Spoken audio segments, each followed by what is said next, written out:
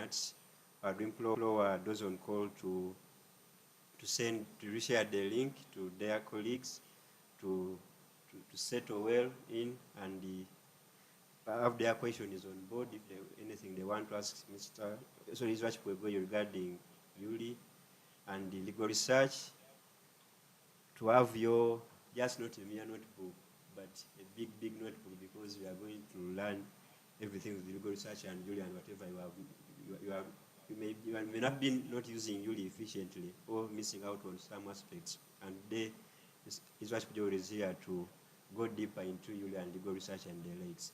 So he's already with us, he's already on call. We thank him for joining us on time. As usual, we are joined by also Mr. Elson Karuhanga, the lawyer's lawyer, is already on call, joined by Joy Imbabazi, our co-host as well, and Mase Makabai Praswena will be joining us shortly as we go on. But we shall give it just 5 minutes to allow others to join. So we request you to reshare the link with others, to request your friends to join in and prepare your question. Thank you.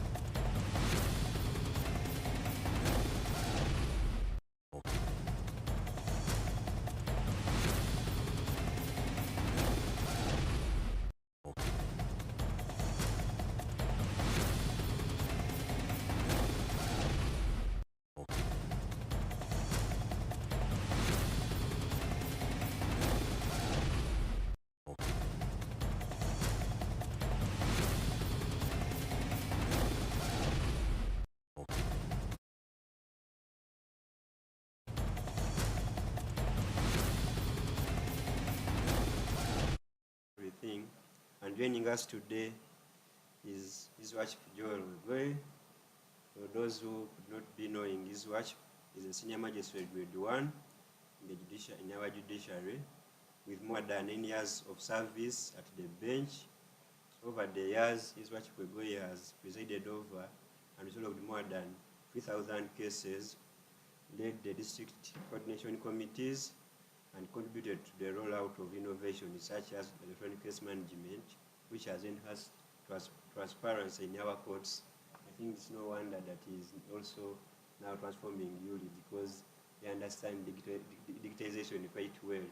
So George Wegoye is currently stationed at the Digital Training Institute, where he plays the leading role in digitizing, collecting, proofreading, and publishing all decisions on ULI, the Uganda Information Legal Institute, and ensuring that the law is not hidden in the bookshelves, but is also accessible to people it serves. Sometimes you can see comments and people are saying ULI is relevant because you can realize at whatever time of the night, whatever time of the day, when the moment it comes out within few hours already on ULI, cutters of research way. So also beyond the courtroom, he has served in private legal practice for quite long. He will share with us how long he served in private legal practice. He has also shown leadership in several aspects and distinguished himself on the national stage as ranked as a champion player and university chess champion. So we are very glad to have Research Joel today, and he will be with us for the next 2 hours to discuss the People's Law Library and to share the Uganda's legal story. Maybe you could say hello to our listeners already on call before we get started. Yes, good evening from Uganda.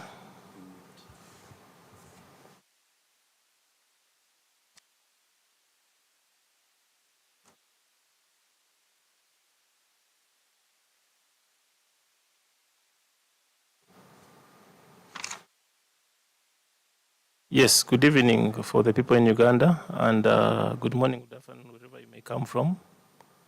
My name is Joel Wegoye, a senior magistrate grade 1, attached to the Department of Law Reporting at the Judicial Training Institute. I'm happy to be here. Thank you, Research Wegoye, for joining us today. Or maybe we begin before we go to Yuli and because Abraham and the legal story. We always want to manage our guests. Personally, I have had the fortunate opportunity to appear before you in my very first year of practice. I think that I was still at the Jinja Chief Magistrate Court, and I could be knowing one or two things about you, but our audience may not be knowing you, not even the magistrate, but the person. But so to manage it, we want to understand who is what makes him tick, what makes him to wake up in the morning when you feel like I think I should give up on this. Is probably his career background, something which is to manage you and share with your story with us, something of that kind. Thank you. Thank you, Alfred. I think I'll start with my background. First and foremost, I'll say I'm a Mwirian. I was in Mwiri for 6 years.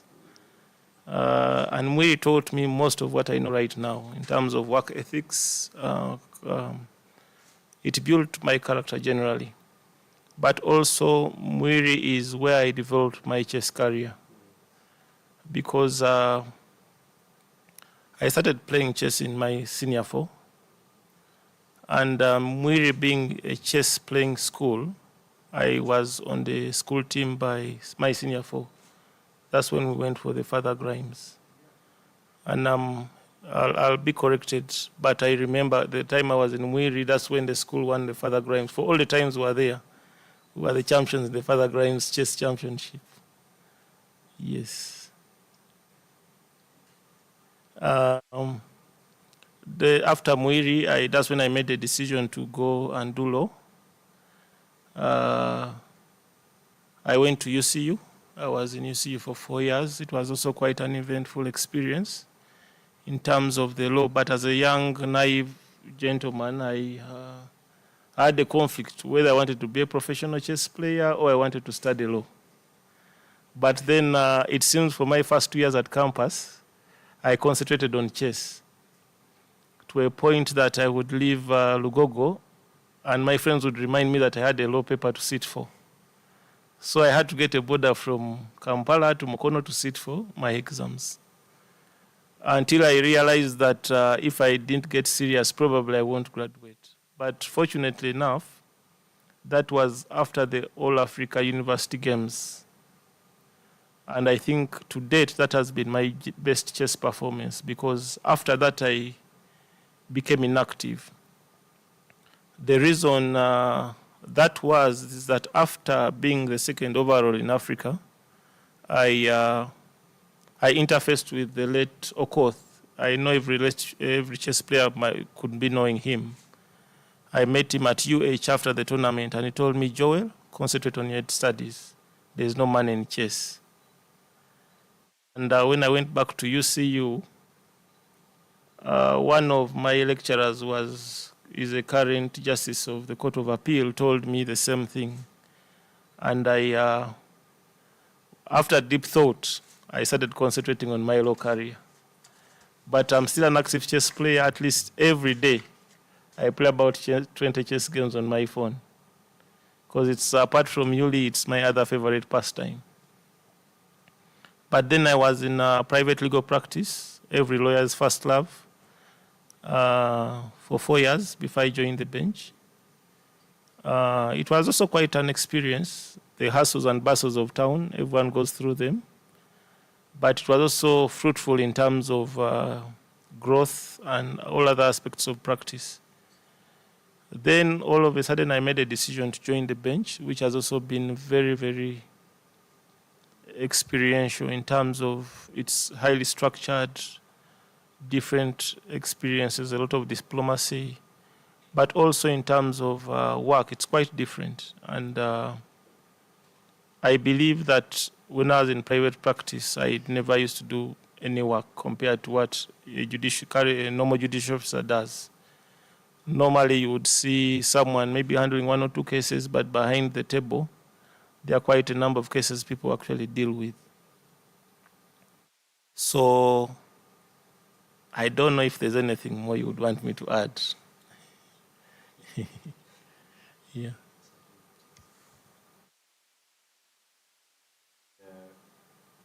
very sure. I think that is enough to understand who is what Joel is. People who play chess are now imagining chess playing with the computer, whether we can have a one-on-one. And at least for us who are private legal practice, since we were there, I think for some time, these are 4 years before joining the bench. Now I think you at least identify with us when we appear before you. And that's how, when you're still on the bench, usually, that's why we love appearing before you, because I think you know the hassles of practice, so whenever we appear, you'll be easy enough for us who are still here, and we appreciate that. So, with that background, we can go deep into the story of Yuli. You know, I'm sure everyone on call, every lawyer on call has used Yuli before for legal research. At least for us, we started in the times where we were not in the library reading hard copy books, or at most of reading bench books or high court bulletins. We were always using Yuli maybe with some 1 or 2 inefficiencies, but at least it was effective to a very great end.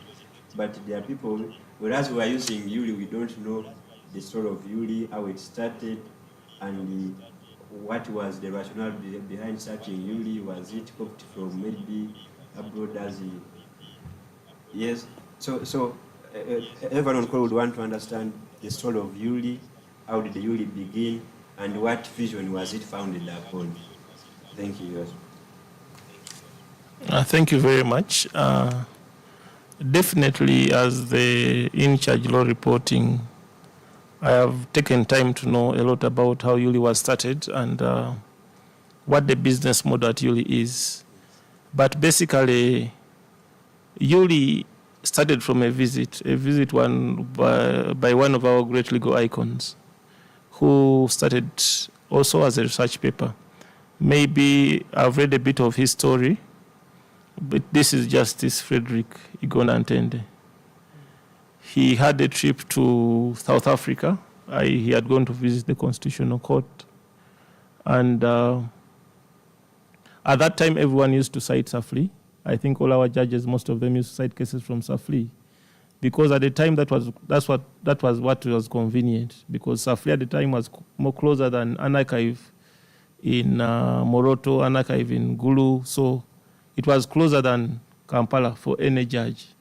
So at that time, I think he made up the mind that Uganda should have something, its own Lee, because Lee is Legal Information Institutes. And Uganda is just part of the larger family of the Legal Information Institutes. So when he visited, he developed a concept around having Yuli within the Ugandan judiciary. But I'm aware there was a debate on whether Yuli maybe should be under the School of Law and other. But as a judiciary, I think we are lucky that we started with Yuli, because to date, I believe Yuli is the greatest legal innovation Uganda will ever have for many respects. And from that journey is when Justice Siguna Ntende invited members of the Safli team that had the mandate then. Among them was a lady called Maria Badeva, the mother of all laws in Africa. And but you also have to note that since then, the mandate of Julie moved to African Lee. But when Maria came, and there's a photo she has always shared with me, whereby she came to Uganda, was at Grand Imperial, and pickups were ferrying boxes of court cases to Grand Imperial to be scanned and uploaded on Yuli. That's how it started.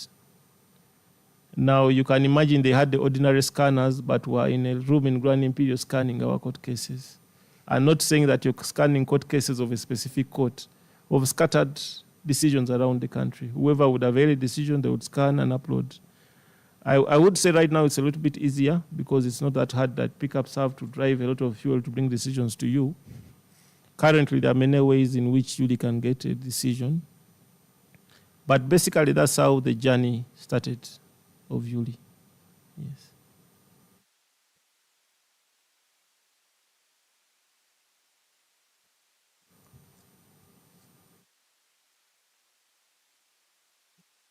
Thank you, Your Worship.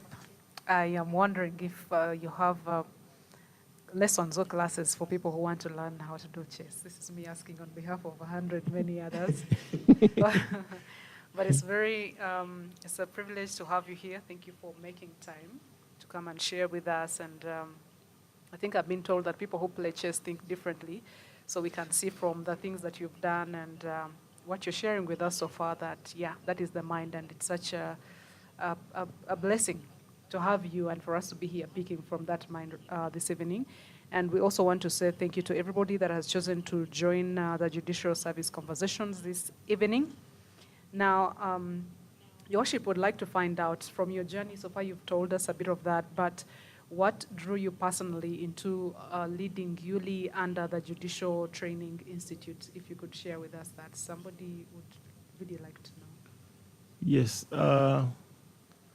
I would say that my journey at Yuli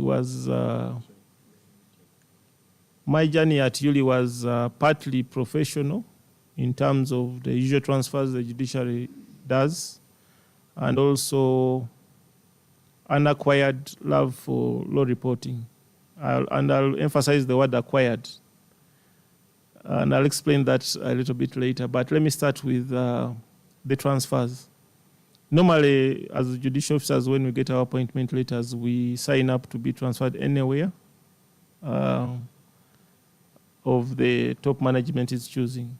So you can wake up one morning and you're in Kampala, the next morning you're in Jinja, the next time you're in Gulu, the next time you're in Karamoja. But that's what service means, and that's what we signed up for.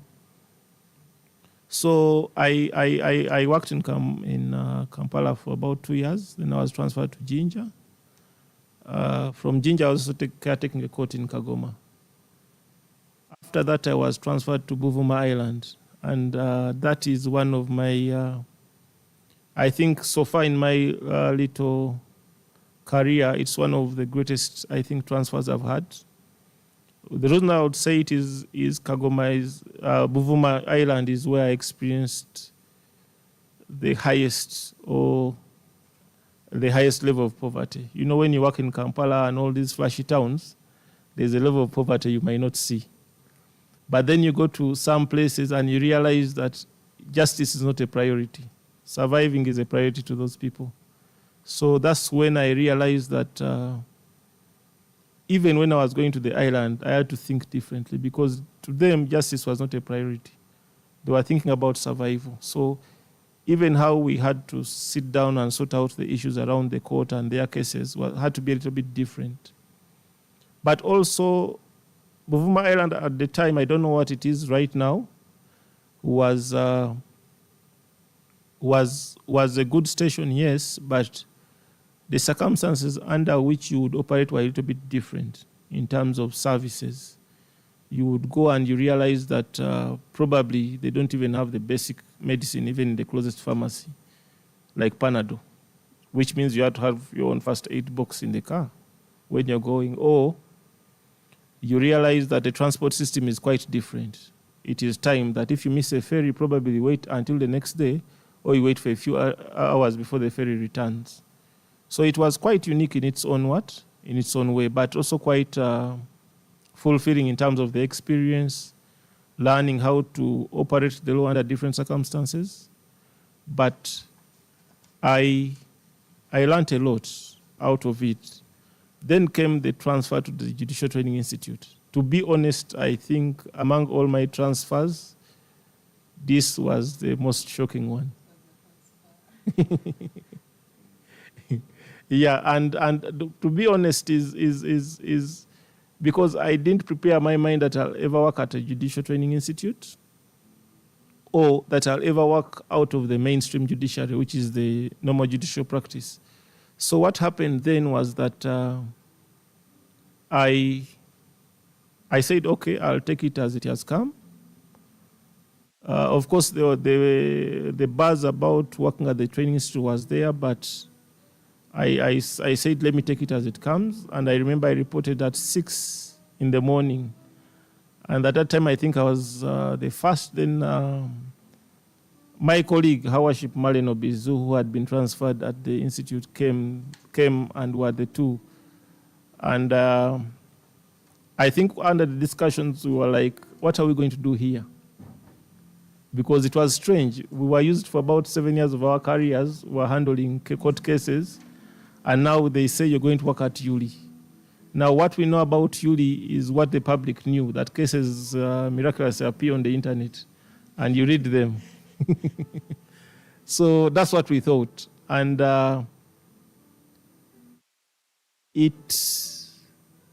Yuli is not a place whereby you get training on what you're going to expect or what you're going to do. You either won't know or you have to teach yourself. So you have to decide which of the two you're going to take. So that's how my Yuli journey started. But I'll speak a little about, because when I went to Yuli, I thought, okay, I'll just sit, because they had data entrants who say digitize and upload these decisions.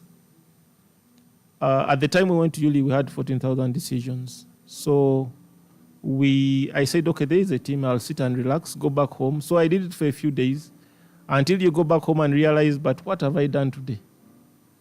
So you keep asking yourself and being accountable to yourself and say, but I am paid a salary, I come here every day, I burn fuel, but what do I have to show for it at the end of the day? At 5 o'clock when I'm signing out or at whatever time you leave, what do I have to show for it? So, and that came in with a meeting. I had 2 meetings I want to speak about, actually 3. I had a meeting with Justice Geoffrey Chirabwire, who at the time was providing oversight for the unit in terms of Yuli. And that time, the late Marion Mangeni, may her soul rest in peace, as the head of the unit, that was Yuli at the time, told us, I have to introduce you to Justice Geoffrey Chirabwire. Obviously, we went for the meeting because we had never met him. Personally, I had never met Justice Chirabwire before then. And then I want to say it was awakening in a way, because at the time, he wasn't happy with how things were going at the unit. So there were no kind words for us at the time. And as a team, we had promised him that the next time we have a meeting, I think things will be different. But I also had an interface with the then registrar of the Judicial Training Institute. And that time, I think the question was what every public servant would want to talk about, that what's the budget for the unit? That is how worship Proseka Tushabe. And she also, I always want to believe, because of which part of Uganda she comes from, she's very blunt with her words. She told me that, what do you have to show for me to give you a budget? You understand? And I took it in good faith. As a team, we took it in good faith. And then I'll talk about the third meeting. The third meeting I had with His Lordship, Igona Ntende. And this happened as a result of a visit of Miss Baria Badeva, the director of African. At that time, she had to pay him a visit in his home area in Kamuli. And by chance, I had the chance to tag along. And while I was seated with Justice Igona Ntende and Maria Badeva and were having lunch, he gave me an insight about Yuli, what it's supposed to do, what's the business model of Yuli is. And from then on, my perception about Yuli drastically changed. I think it was a Sunday we drove back, and on Monday I told myself that I am going to do everything to convince everyone around Yuli that this is going to work. And that's what I sat down with our worship Marion. We discussed about what we should do, how we should do it. And then, but before that, I went for a training with a gentleman called Ben Mulingoki. He's a data entrant. I told him to teach me how to upload decisions on Yuli, because that's the most basic task on Yuli. So I tell Ben, teach me how to upload decisions. And he taught me how to upload decisions. Then the good thing is that when I learned, I always try to do it better than my staff, so that I make them feel embarrassed that maybe they're not doing it as good as the boss. So I don't have to tell my staff that do this or do that. I just have to make sure I do it better than them. So a little, that's how it is. That's my journey at Yuli.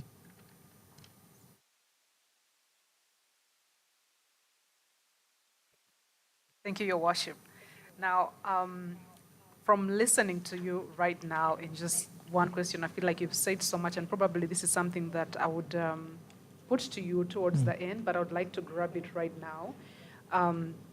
Because I see there are things like you have learned on job. Yeah. I see things like adaptation. I see resilience, and I also see the humility in. You have come from this area of, you're in a law firm, it's town end and all that, and here you are in an island, and you're probably showing up and then going home. You're saying you're burning fuel and going home, and then you also ask a very, very pertinent question like, but what have I done today? Because this is something we need to start asking ourselves. As you go to rest, you're saying good night, you're going to rest, but what are you resting? What have you done?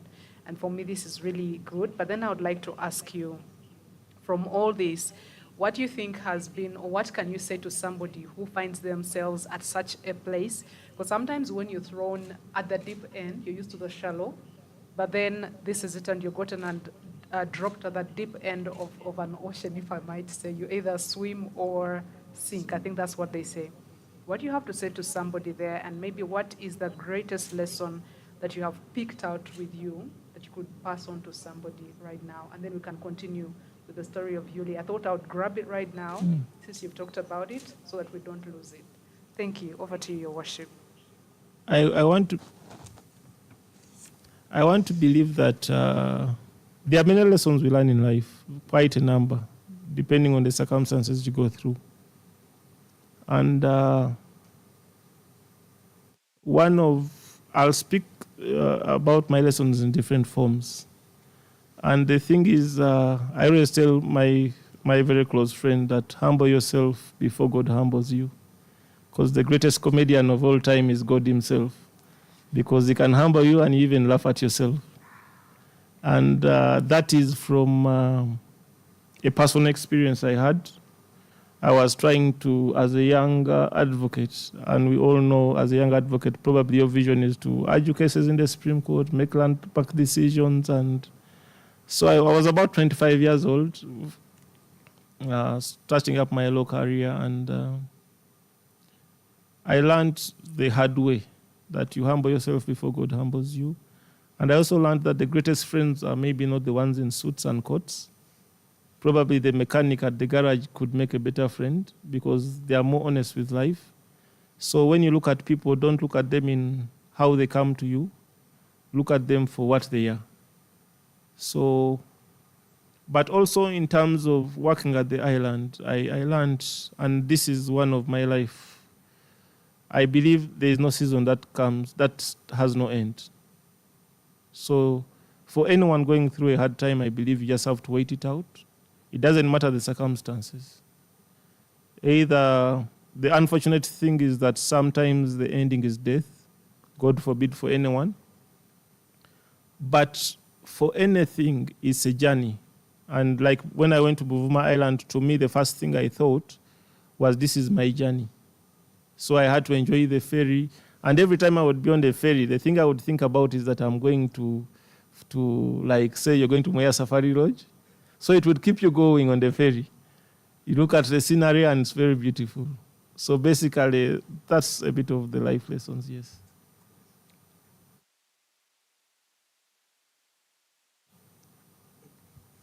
Thank you, Your Worship, for sharing that. When you were sharing your story from private practice to and everything, you appeared with before you when you were still at Ginger Court. When I heard that you have been transferred to the Mouth, how is this even going to go there? Because first when I had an experience, one time I had a case, and they had a case in Uvuma, and my boss told me to go to Uvuma, which you know, Mr. Will, and I told my boss that me, I'm still a young man to die on a ferry.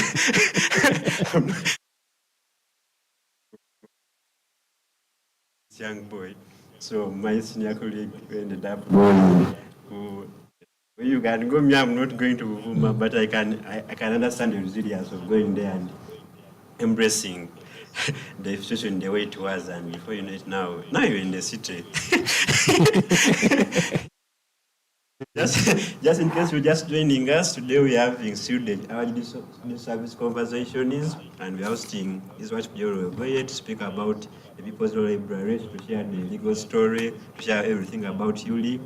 This one is live on Twitter, on this Twitter handle. It's still live on YouTube, on Reggae Plus One, and also live on TikTok on Elson Karuhanga Official. So you are still enjoying the conversation with us. In case you have any questions or comments along, you can share them in the comment section, or in the future when you're about to end, you'll request for me for you to speak. But now we go back to Yuli from now. The story now is what is transferring from the bench to go to Yuli, and so we are talking about Yuli now. The present Yuli, recently, even Yuli was recognized at the Tech Festival for the innovation. So we want to go into the present work at Yuli. How has Yuli already changed the face of legal practice and legal education in Uganda, according to you? Even with the recent award from the Tech Festival as being digitally transformed. So one on call, the lawyers, and one on call, we want to look at the present work of Yuli, what it is doing, and how it has already changed the face of legal practice and legal education in Uganda. Over to you, Worship. Now, the Yuli is, maybe if I could speak about Yuli for our listeners to get to know, Yuli is owned by the judiciary of the Republic of Uganda in partnership with Africanly and Laws.Africa. Now, we have 5 products because I want the members to at least understand the kind of site. These are people who have maybe not interfaced, or people who have interfaced, because the mistake most people make is to think that Yuli is a go in, get out, get a PDF and go out. Yuli offers about 5 products, which is court decisions, legislations, gazettes, and also court cases of the regional and international courts where Uganda is party to. Now, apart from those products, Yuli has a user base of about 2.6 million users across the world. Now, anyone who would want to know, we cut across about 40 countries. Now, most people think that when you're using Yuli, you are alone in the country. Mm-hmm. But at any particular second, I think We have about 200 to 300 users at any second of the day or night. Now, that speaks to how relevant it is as a system. Now, to come back to the aspect of the questions in how do students, legal practitioners, benefit from the system, I will start with legal practitioners, and this I'll be very, one is, really gives them, is a form of transparency from the judiciary in terms of this is what we do and this is how we do it. So there's nothing to hide about the judicial work. And I think you have seen the public is open to criticizing most of our decisions, but I'm happy that the public also goes ahead to appreciate the decisions that are being produced. But also, I want them to know that once we publish these decisions, it's not Yuli that actually has written them. It is the actual judges who are quoted within the decisions to have written them. But also, in terms of, and this is what I want to say, is Yuli is the equalizer of all lawyers.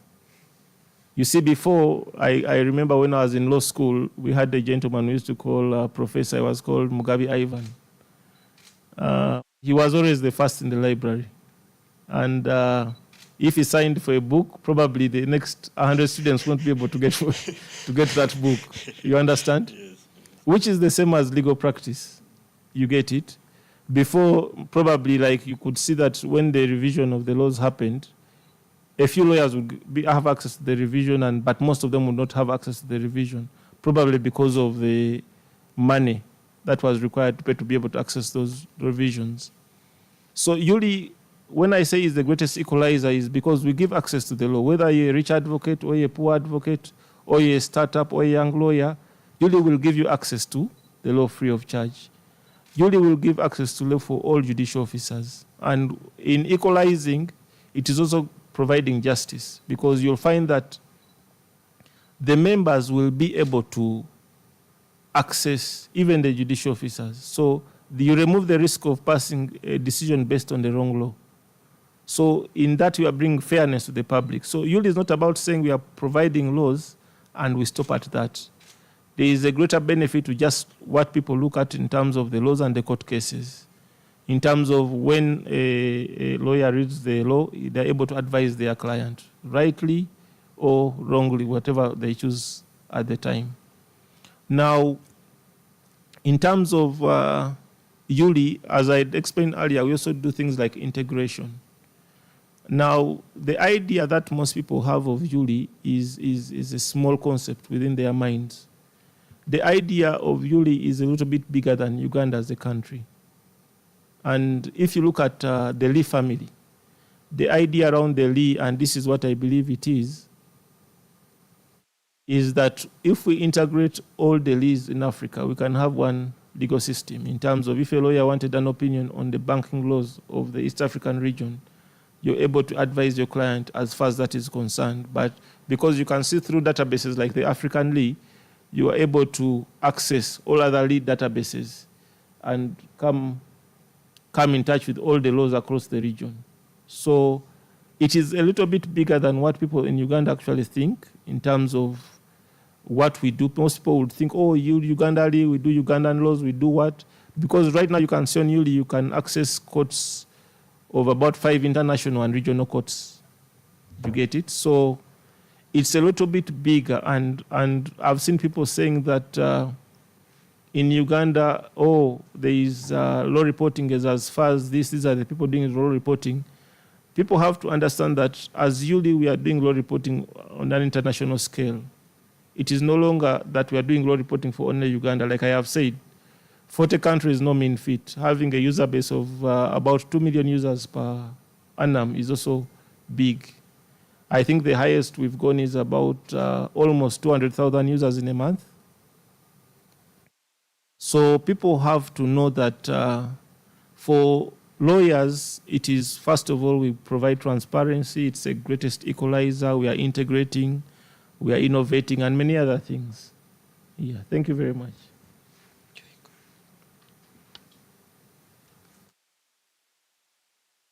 You, Your Worship. Now, I think I want to from the way you're talking about Yuli, and also from what you've already shared with us, I would like to ask a two-in-one kind of question. Like Yuli, when you found it, because from what you shared, you just were thrown in and then you had to ask how it is done, how to upload cases, and then later on a lunch date, you would get to understand the business model which you're carrying and which you have personalized. And I feel like this is something that is somehow engraved on the inside of you. You are like the Yuli, the moving Yuli.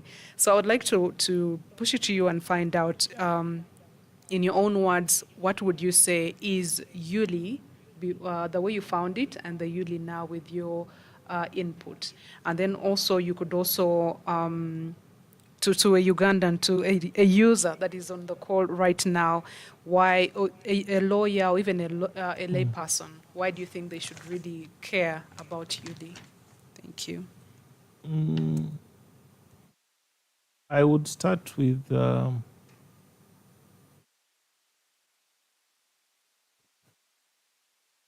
Yuli that I found. I want to first of all appreciate the people who have been able to contribute to the system before I went.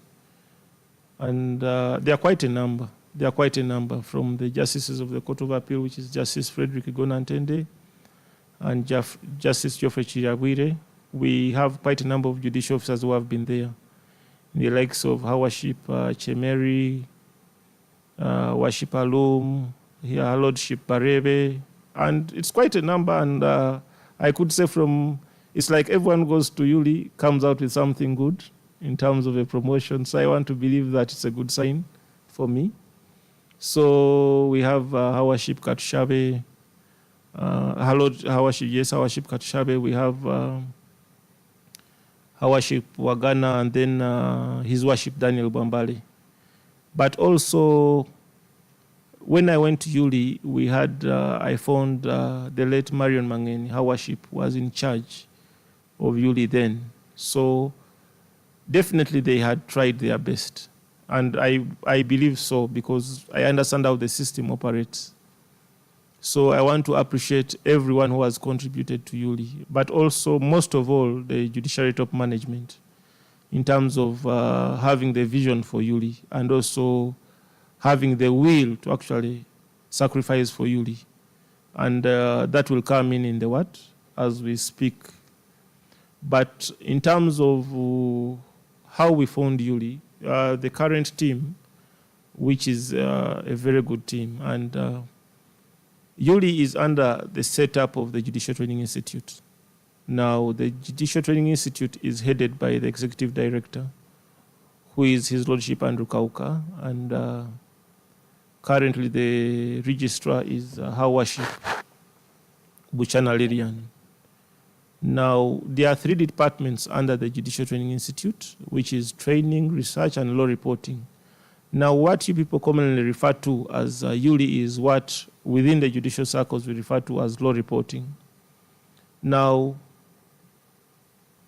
with the guidance of the ED, we call him the ED because he's the ED of the institute, and the accounting officer, who is the registrar, we are the operations. They provide the guidance, and we are the operations. I head the unit. I'm the in charge of the unit, of the law reporting unit. We are 3 judicial officers and 2 support staff assigned to the unit. I don't want people to believe that I'm the only one who operates the system at Yuli. So you'll allow me to mention just the people who work, because some of them have even worked there longer than I have done. We have Her Worship Maleno Bizu, Her Worship Kahunde, Hadija. But we have 2 very dedicated staff, Cornelius Kiuba and Mr. Benjamin Bulungoki. Now, those are the people mostly, apart from the other staff we also have at the Institute, who day in, day out think of what we can do for Yuli and how we can improve the system. Now, how we found the system at the time. When we went to Yuli, we had about a tune of cases of about 14,000 cases. And when I say when we went to Yuli, that was about 1st July 2023. A little bit over. Sorry.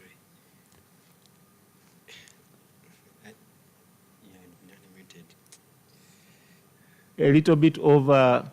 So I think Okay. So I think Israel has been submitting on the question with network challenges. So we'll ask the team to pass his submissions.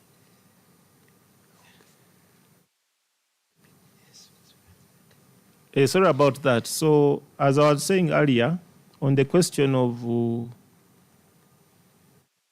where we found Yuli and what we have done so far, you'll first of all allow me to thank everyone who has been at Yuli, right from the Justices of Appeal, that is Justice Frederick Igonantende and Justice Chidiabwire, who have done a lot, and I would say a lot for the unit in terms of oversight and direction. But there's also been a technical aspect of how Yuli has been run in terms of providing the material, negotiating the contracts, and all other things. And technical, I'm talking about the Department of ICT. In that regard, we are looking at people like Mr. Chikabi, and most times you'll know the judicial officers, you won't know the people in the operations. But the ICT department of the judiciary has been very, very instrumental in our progress. But also there are a number of judicial officers who have passed through Yuli in terms of magistrates, both currently at the magistrate level, but also at the High Court level. Many of them have also been elevated to the High Court. But I want to thank them because it's not like we came to an empty room when we went to Yuli. We found the system that was operating. We found cases had been uploaded, laws had been uploaded. So we came to something. We did not come to nothing. But to build on to what our colleagues had left, I would say, because when we went to Yuli about 1st July 2023, we found Yuli had a total of about 14,000 cases in total. And in a period of 2 years, we've managed to get about, and that was yesterday, I would want to say specifically. Yesterday is when we made 28,000 cases on Yuli, which means in a period of 2 years, we managed to get 14,000 cases. And I want to tell maybe members of the legal fraternity and the public that currently Yuli is collecting about 3,500 cases per quarter. And this is based on an assessment on the previous 2 quarters.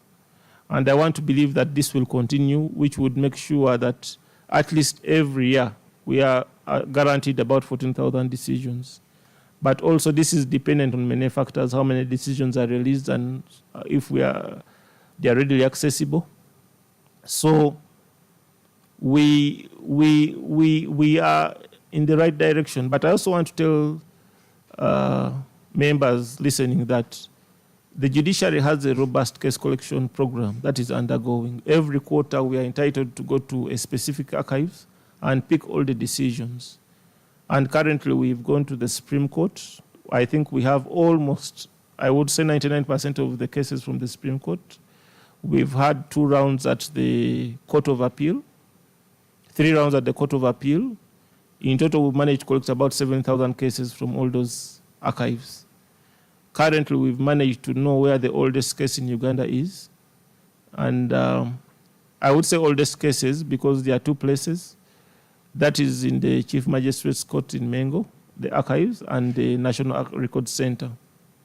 Now, the reason I say oldest is if anyone in law school ever took time to listen or read about the order in council, when our judicial system started, that's when our oldest case is. And we have managed to trace for the oldest case. And I want to say that within a few weeks or probably a month, we shall be able to record the oldest case on Yuli.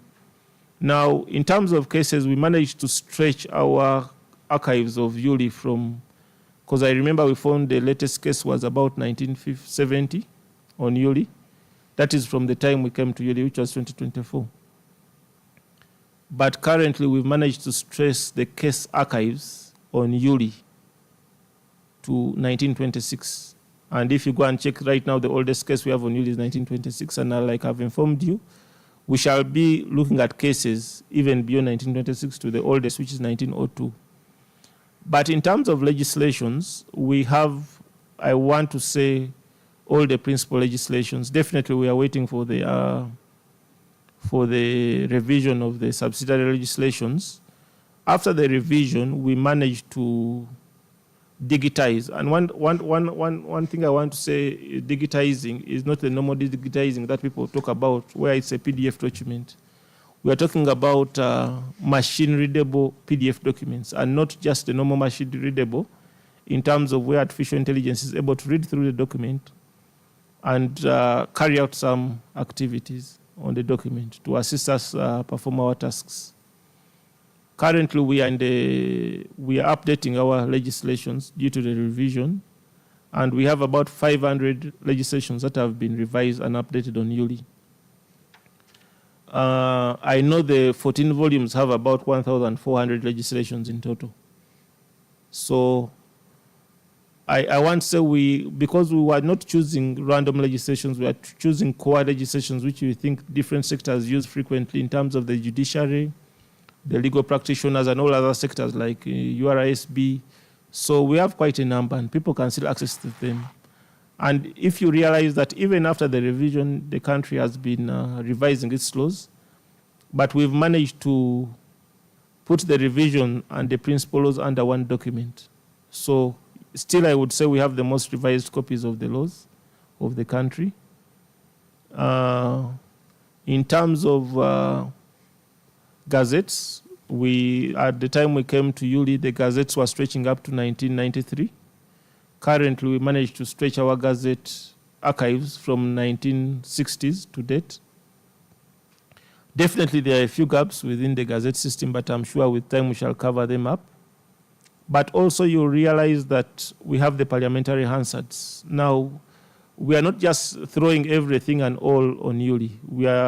If a Hansard is being discussed in, like, say, a constitutional petition, like you remember the case of Fox Odoi that was discussing the Anti-Homosexuality Act, we got the specific parliamentary Hansard that discussed the formulation of the Anti-Homosexuality Act attached to the constitutional petition, and all other applications arising from that case were attached to the constitutional petition.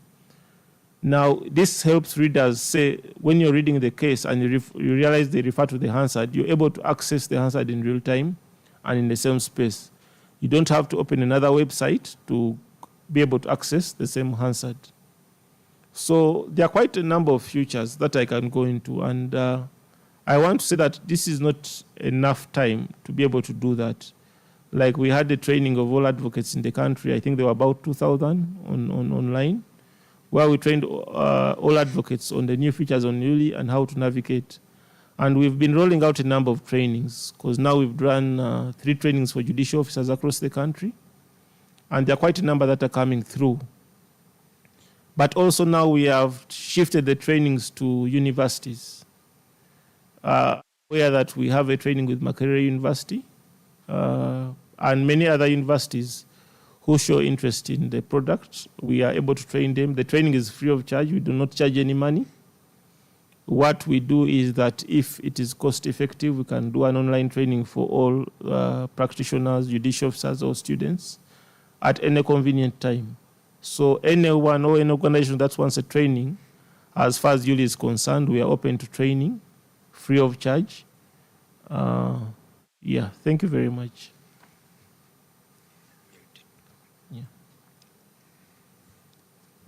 Yeah, thank you, Yosh. So far, it's an amazing discussion, and we are grateful for everyone on call. All the people are saying you were great inspiration from you, and many thanks to Yuli for the legal updates. Anytime it's updating, even if 10 p.m. anytime, as and they said, cases don't go miraculously appear on the internet. The people behind them. So within a short period, I can imagine moving from 14,000 decisions to 14,000 decisions to 28,000 cases in a period of a short time, and having gazettes, parliamentary answers, and everything. So we need to really appreciate you for the work you're doing at ULI. So you mentioned several features which are now happening on ULI, and as you acknowledge, there are quite a number of features, but in the interest of time, as you said, we may not discuss them. But for every lawyer on call, at least you would want to share with us those basic features which we know, which every lawyer should at least be normal daily practice, we should be conversant with, so that they can go with those as we go into further discussions. And probably in answering that, we could also want to see, to make cause why every Ugandan lawyer or lay person should care about Yuli. Because I've seen people like Anthony Natif is on call, he's an lawyer, but he's always engaging with Yuli even more than lawyers. So I'm sure there are very many other lay people like that who engage with Yuli. And still there are quite many Ugandans who engage Yuli, and also lawyers. So at least there are quite a number of features which Yuli is now has innovated, and as you said, in the interest of time, we can't discuss all of them, but we could have those basic ones which we could say, we may not be understanding other features, but at least get to understand these 1 or 2 or 3 or 4 features. Yes. In speaking about Anthony Natif, I would say that is the greatest example of the law being equalized on Yuli as far as Yuli is concerned. Yes. Because I normally follow discussions concerning the law, yes. And I remember he takes on so many lawyers in terms of what the law is or what it should be. Yes. And he's brave enough at least to do that. But I think the lawyers are also braver in terms of taking on a lay person on social media without knowing the consequences. And I think it's a very great professional risk to do it. Because I remember a discussion he had over whether the word girl should be included in the definition of rape. And I think that was a very heated discussion on social media. I have my personal opinion, and I won't go into details because I don't think I want to enter that battle yet. Though out of research and all and being at Yuli, we put every resource to be able to be accessed by the public in order to get them to know what should be done. And if you realize that discussion, Anthony Natif was able to take on a number of lawyers.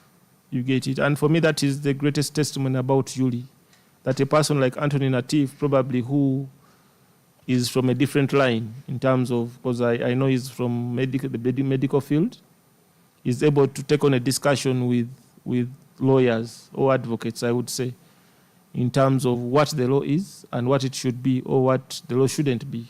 Now, that is an example that we are empowering the public, because what we do is give you the information, and how you use it is up to you.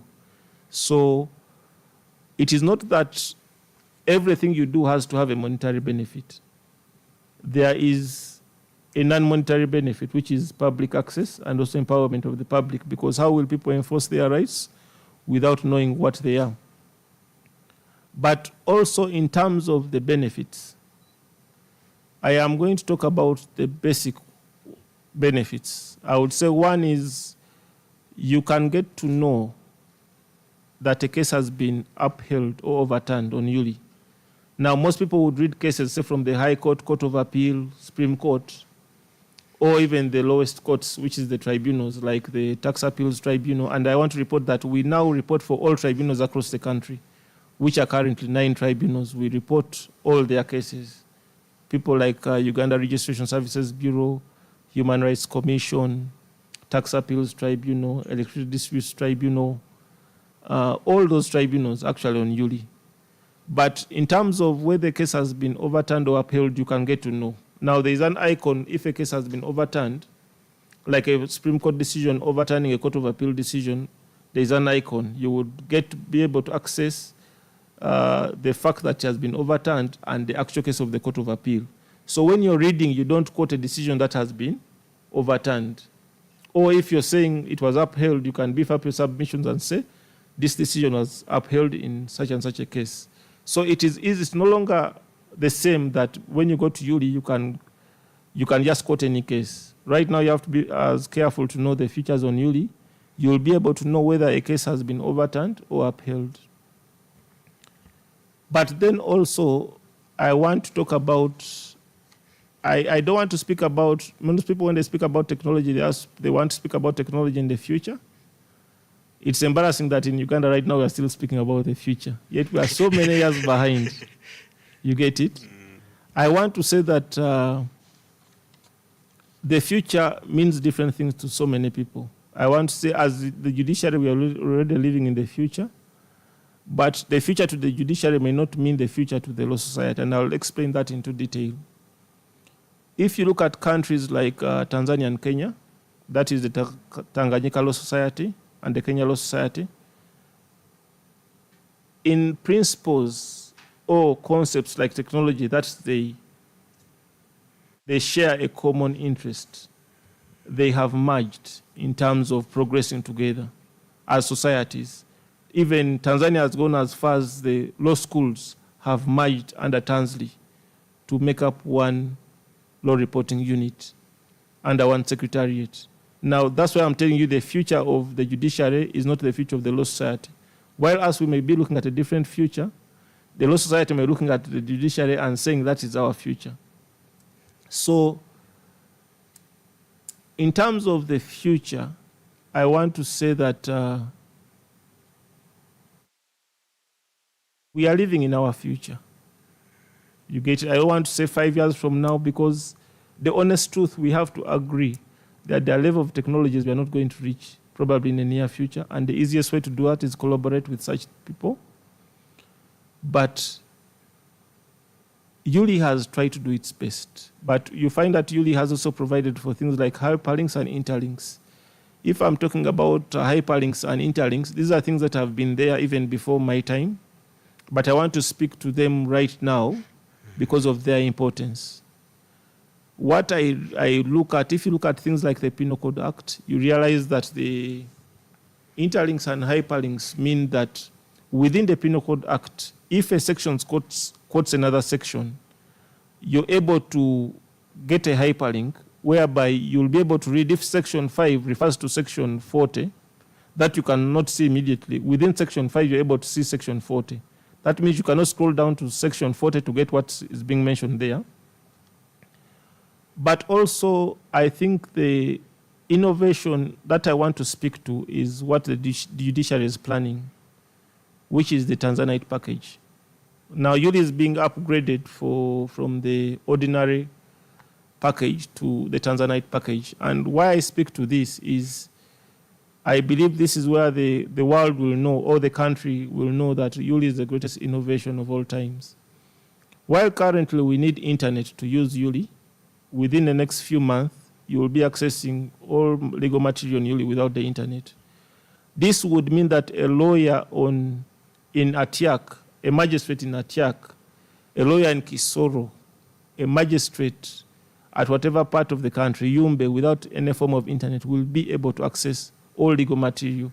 And that's why I tell you, we are not only equalizing in terms of access, now we shall be able to equalize in terms of whether you have internet or not, you'll be able to access the same system.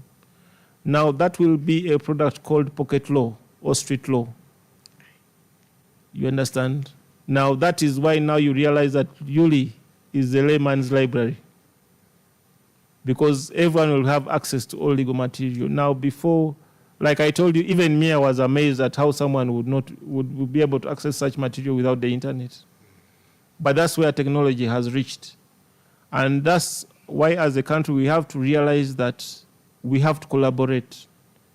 The other challenge we have, that everyone thinks they have to develop their own product in Uganda.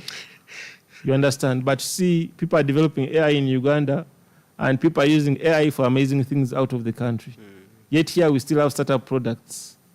So we have to understand that we can still benefit from the same product, but far much more without investing money in starting up something.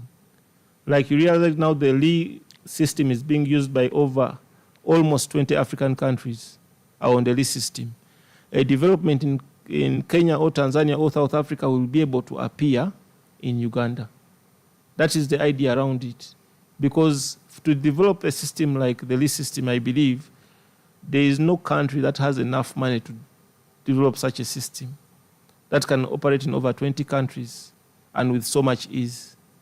So it's more about cost sharing in a way, but like I've told you, pocket law is the game changer of all times. But also, as I was entering Yuli, this innovation did not happen during my time because my predecessors had worked on it. There was a migration of Yuli from the old Yuli website to the new Yuli website. Now, the new Yuli website comes with added features. In terms of the hyperlinks, I have told you, if you use the advanced search system and the general search system, you'll find that they are quite unique and easy and very friendly to use. That right now, I don't think anyone has an excuse not to access anything on Yuli.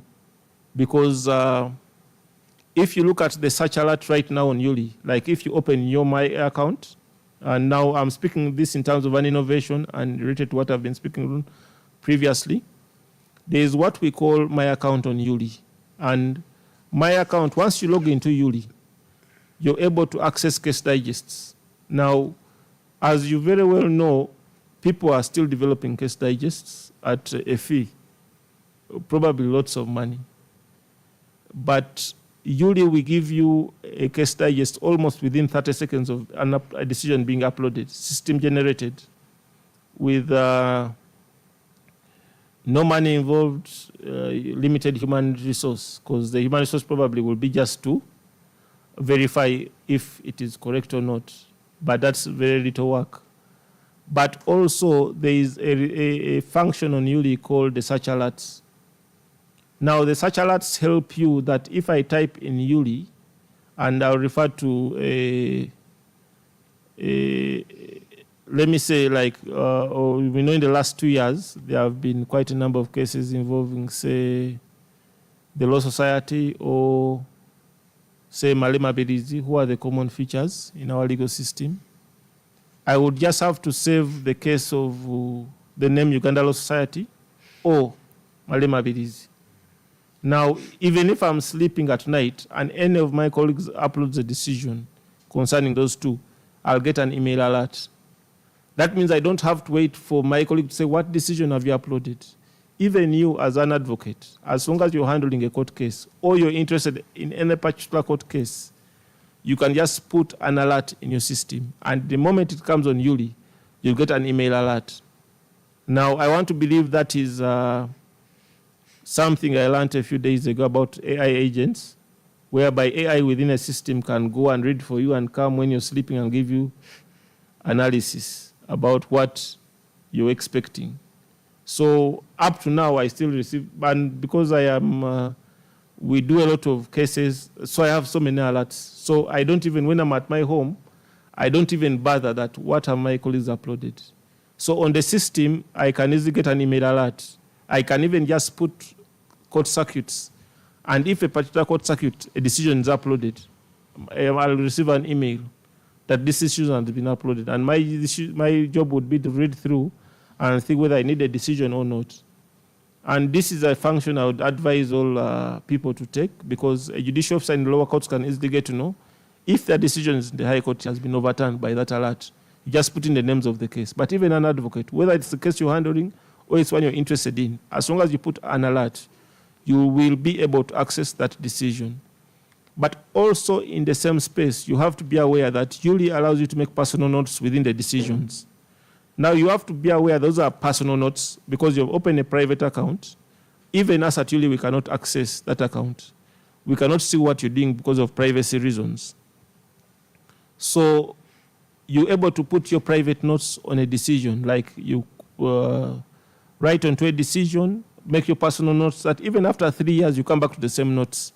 Because we know our cases take quite a number of years. So you can, as long as you've started the case and you have your authorities, put them in one group, put your private notes within those authorities, that you can come back to them and you don't forget.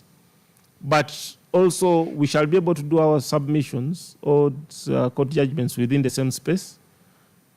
You understand? So that you can go to court, you can put all your documents within one space, open a folder for that specific case, upload your decisions, make your private notes, make your submissions within that specific case.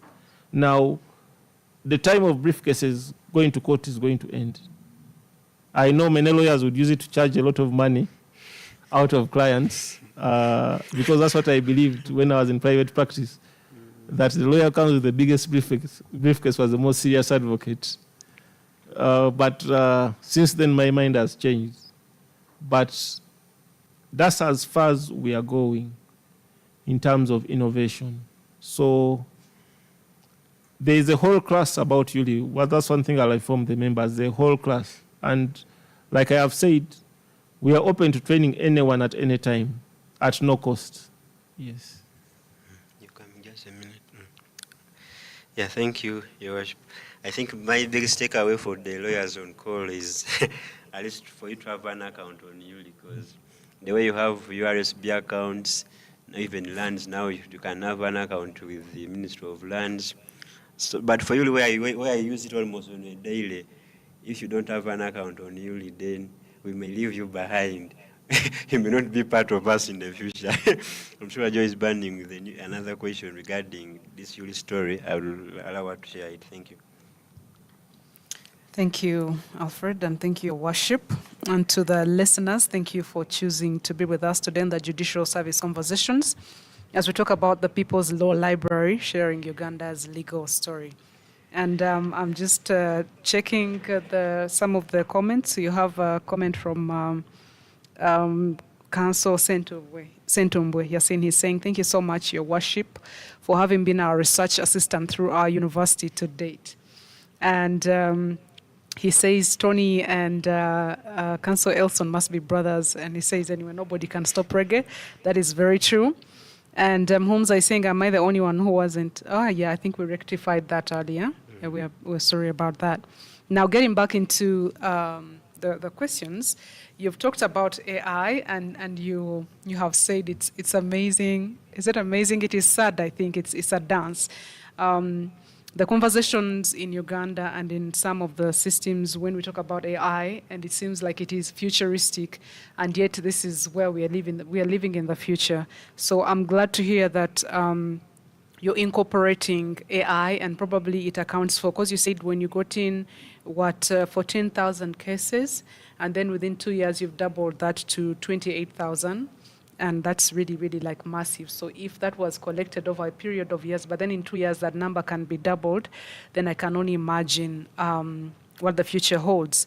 So yay, kudos to AI. If you're still in the looking at it as futuristic or afraid of it, I think these are the conversations we've been having somehow here at JSC. Now, Your Worship, would like to talk about, now that you've talked about innovations, I'd like to find out from you, what are the greatest financial, technological, or cultural, because you know you're at the island, or what are some of the challenges Yuli faces today, and how do you think they can be overcome, in your opinion? Thank you. So I want to, about challenges, I don't think there is a unit or entity without challenges. The challenges are there, yes, but despite them, I think the judiciary has done all it can do, and I know they are still doing more to overcome the same. Of course, the biggest challenge of any department would be financial, in terms of having enough resources to do what you have to do. But we have to also respect the fact that Yuli is not the only service the judiciary offers. We have magistrates around courts around the country. We have other services like ECMIS that's operating and being rolled out every day. We have many other things we are doing, and everyone has to be served in these different departments. Yuli started on the ordinary package and had been on the ordinary package for about 18 years. But the judiciary has been kind enough or vision-oriented in a way to upgrade Yuli to the Tanzanite package. And I'll be forever grateful, because this is going to be a game changer. And like I told you, for people who think Yuli competes domestically are going to realize that we are more than the domestic setting in terms of competition. We have to start looking at countries that are doing law reporting in terms of South Africa, Kenya, Tanzania.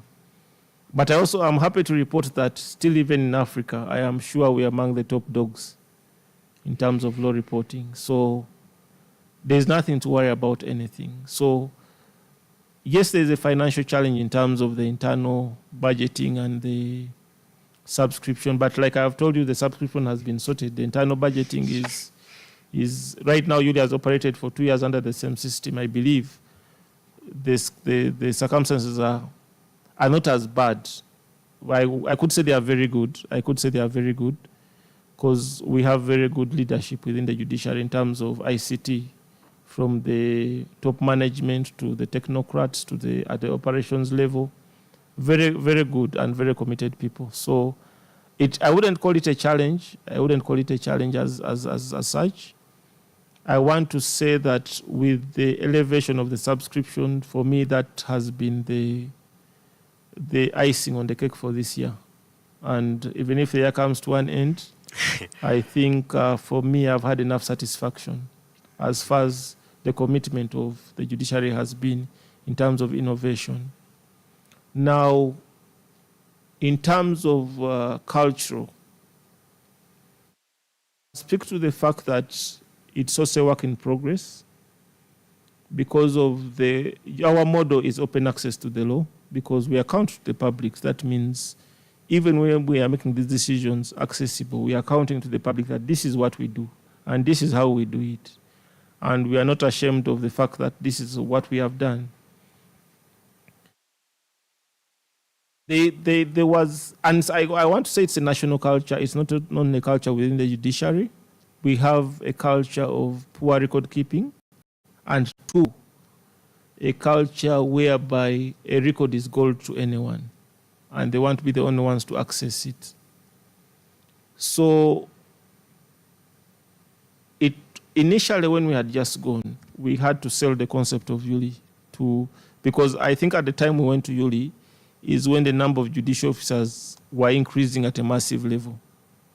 So convincing all the old guard and the new guard that, oh, please give us your decision, we want to upload it to Yuli, it takes some time to convince anyone.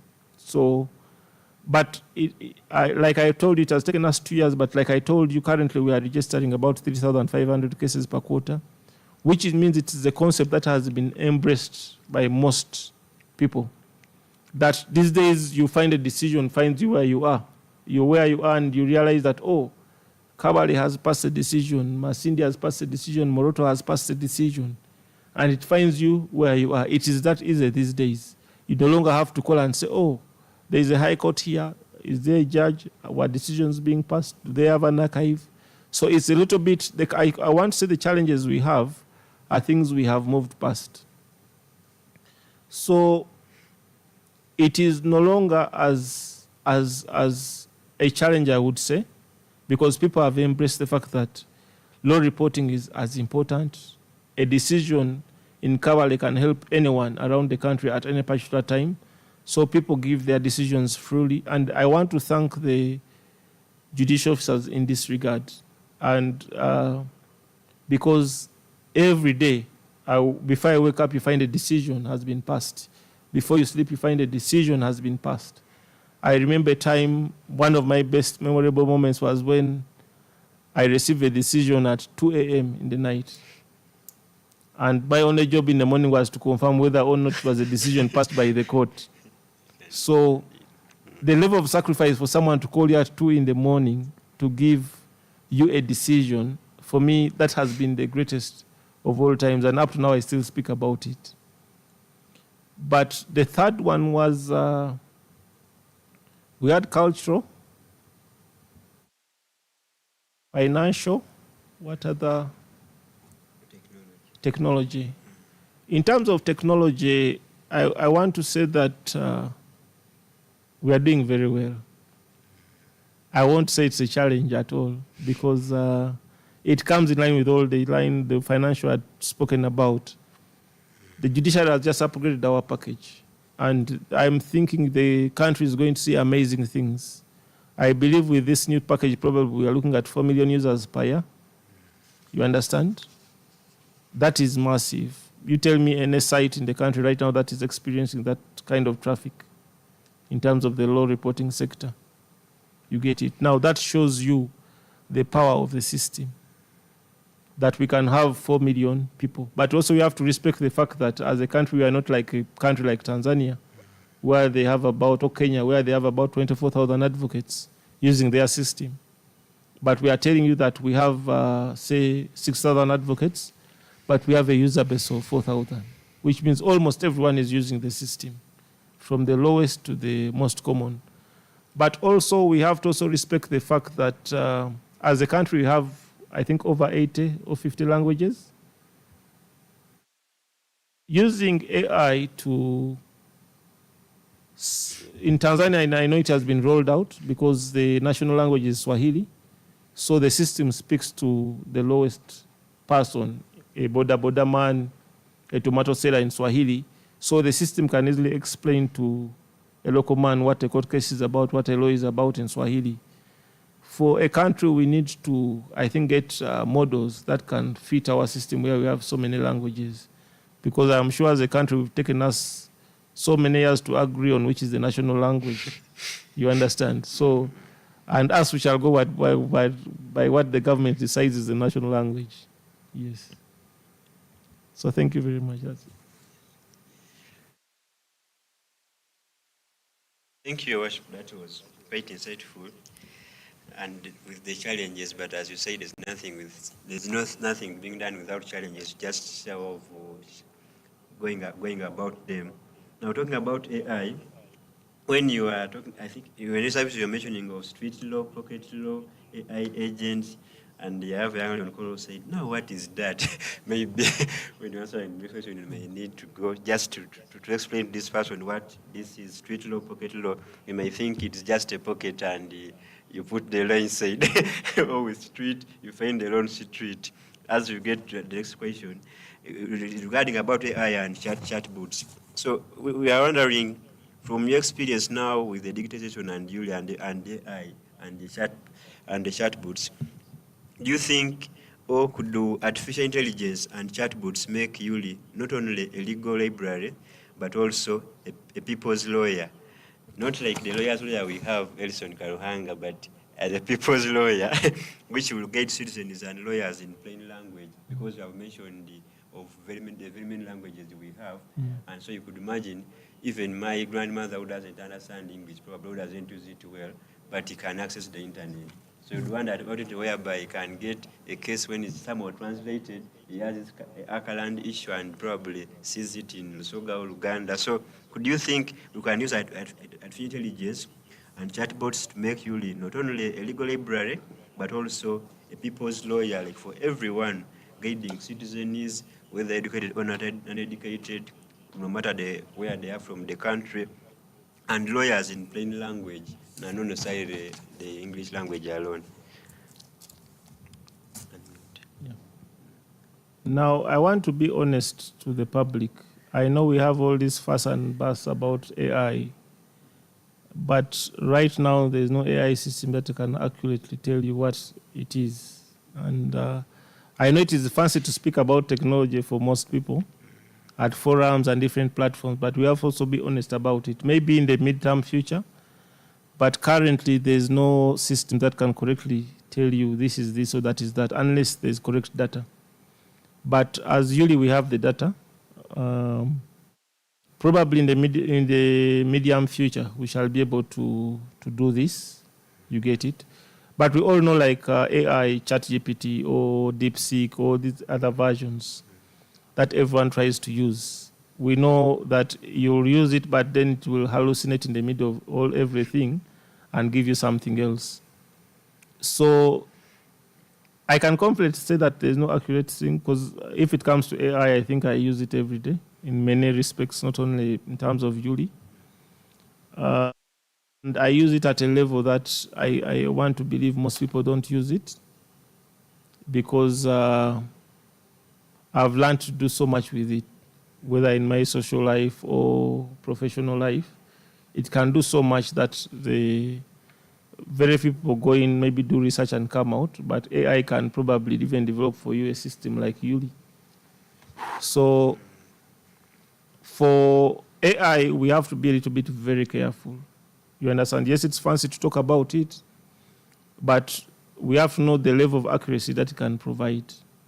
You get it?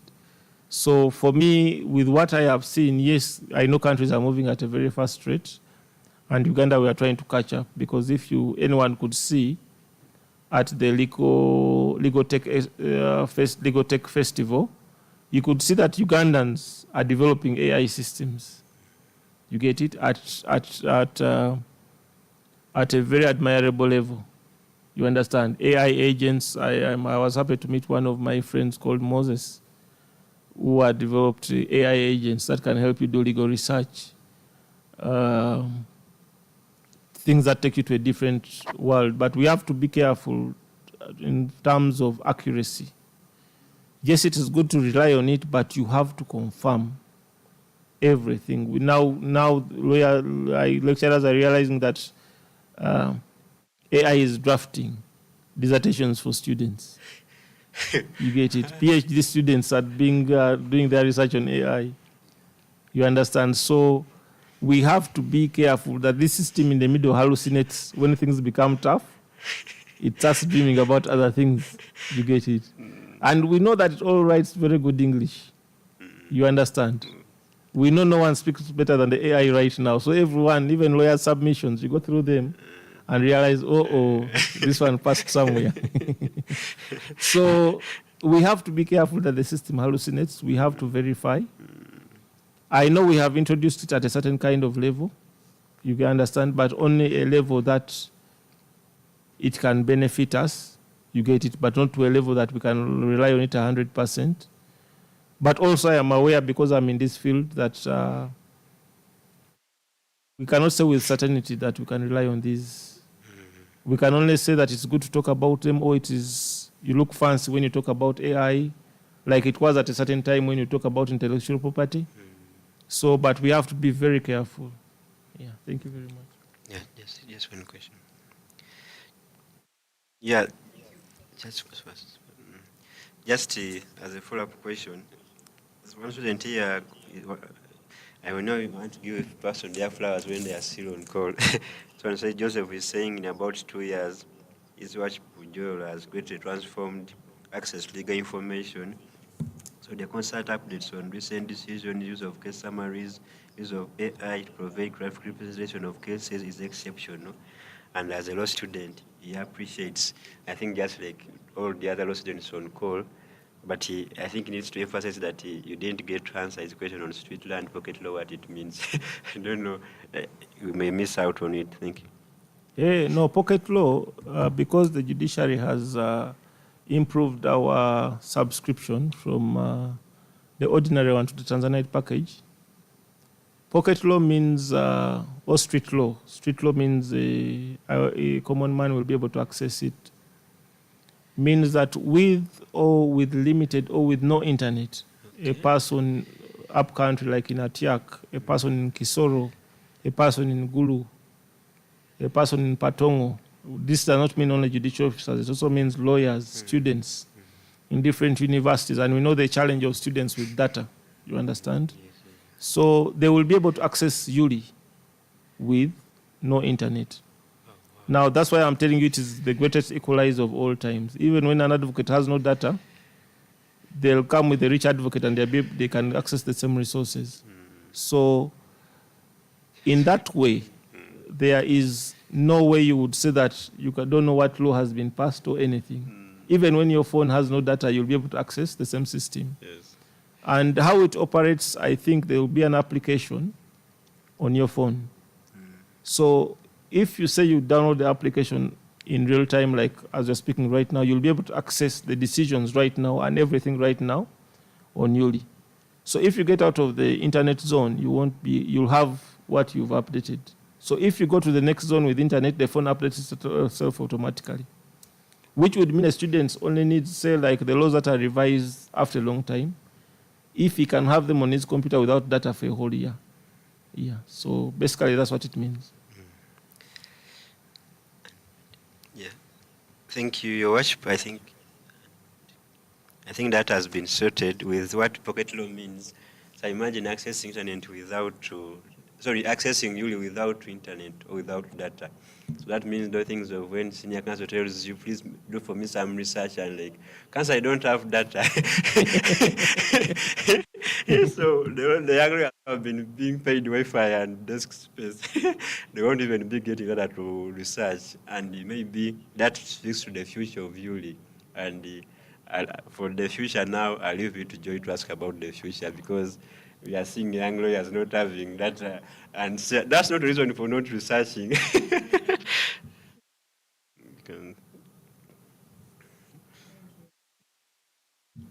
Yeah, of course. We're talking about that because he has also mentioned it, talking about some submissions that you see and you're like, okay, I think this has gone through, and especially that he's privy or he's aware because he's been using AI. Because I know there are some people who really don't even, you look at a document and you cannot tell. So I think with your usage of AI, you're able to tell. So now that you've talked about that, I have a question, and you know, Counsel Alfred here has mentioned that there will be those cases of a young lawyer saying, I was not able to submit because, and we have power that is on and off, there was no Wi-Fi or the network was this and that.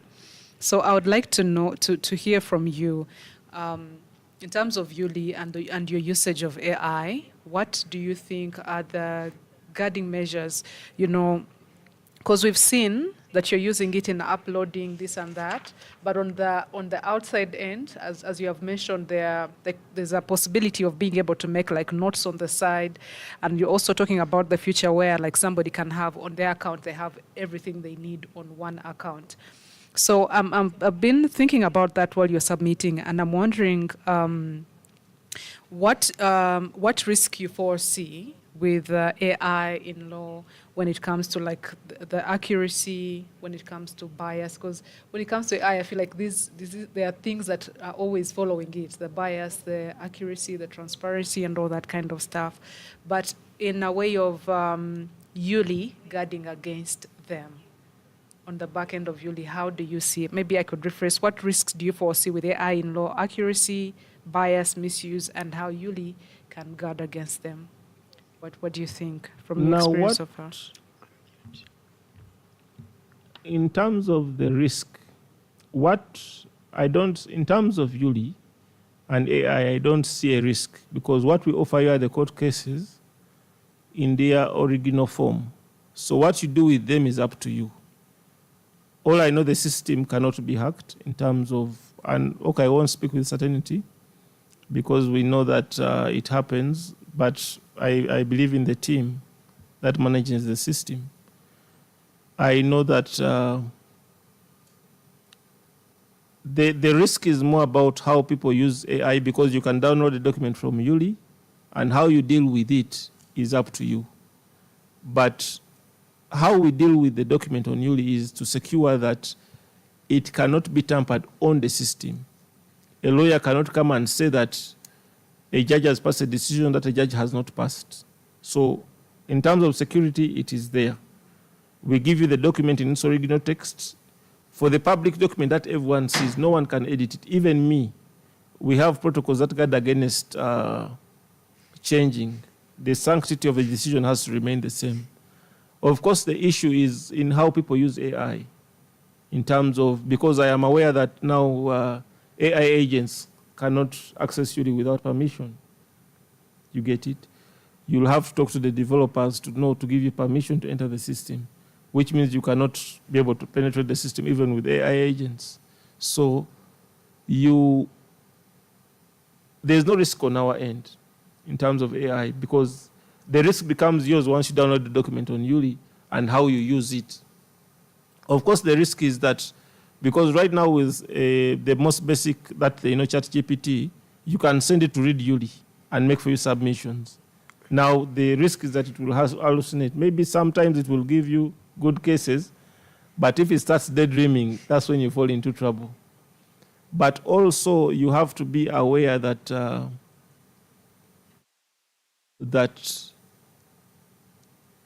people use the ordinary ChatGPT. In Uganda, everyone will talk about ChatGPT or AI, even when they are using the ordinary version. You understand? You will think they are using the premium version. So What I do is, when you're using a version of AI and it's not you who has developed it, try to do the basics. If you have the money, pay for a premium what? Version. That removes certain risks, though it's also not completely trustworthy. So for me, it is more about saying that as a system, we don't allow anything to be changed because we have protocols around that. Even me, myself, I have protocols that govern what I do. Even if, say, at one time when we were editing legislations, I had approval processes. You get it? Like I would edit a legislation, and probably someone out of the country will approve that this is the correct version, or this is the wrong version, and you need to change something, which means there are protocols that ensure that the document is accurate. Because whether it's a court case or what, we cannot what? And you have to be aware that now Yuli has data marks that are left by users of Yuli. That means administrators. If I make a mistake, I leave a mark, you understand? So they will know I handled this document, I handled the other document, and they'll know who is responsible. So the system is guarded to the best that they can, but how you use AI is up to you. Whether it hallucinates, Yuli is not part of that what? And we've received a number of calls, like a few days ago, I received the call that about the Constitution, that the Constitution is saying 80 days instead of 180 days on mandatory bail. And they were saying the person who made the submissions copied it from Yuli. You understand? Now, I took them through the Constitution on Yuli. And they realized that there's actually a problem. We have the most updated Constitution. You get it? So it is just that the person used AI, and AI put 80 days instead of 180 days. So how you use it is up to you. Yes. Thank you for that. You mentioned that bit of premium and average ChatGPT, because some people don't know. As long as you have ChatGPT, it is that. Reminds me of that joke towards the Tech Fest when they were talking about the Benz. They said some people buy in Tambula or a means of transport. If it's not a Mercedes, it's not a car. It's a means of transport.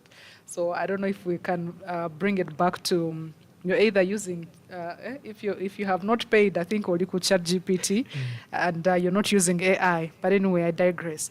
So I wanted to just like project a bit in the future, although we are here in the future, like you said. If you could leave like one legacy, and that is through Yuli, what do you think that would be for Uganda's justice system?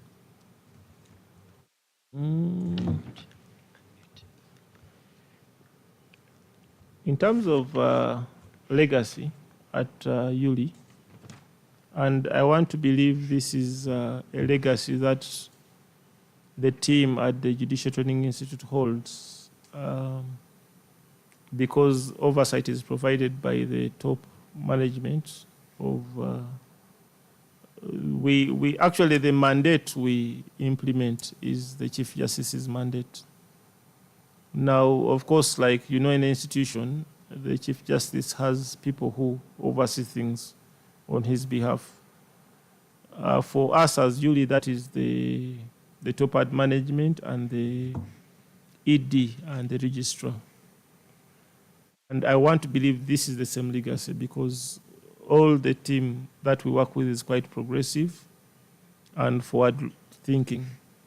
Now, one, I would want to look at the business model of Yuli, which is open, equal, and enduring access to the law.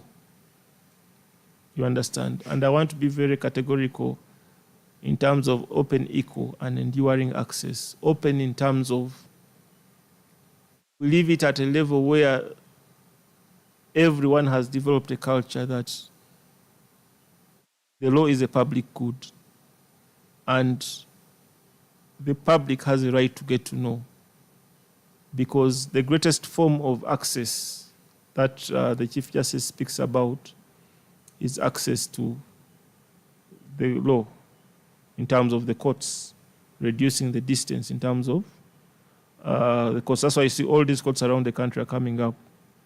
But also we have to look at access in terms of a person who won't come to court when they don't know that their right has to be enforced through the court system or defended through the court system. So those two in terms of access come hand in hand. So in terms of equality, we have to know that you're not equal if you're defending your rights and you don't know your rights against someone who knows their rights and they know your rights better than you do. Normally they'll negotiate you out of a deal because they know more than you do. So in terms of equal access, we are looking at things like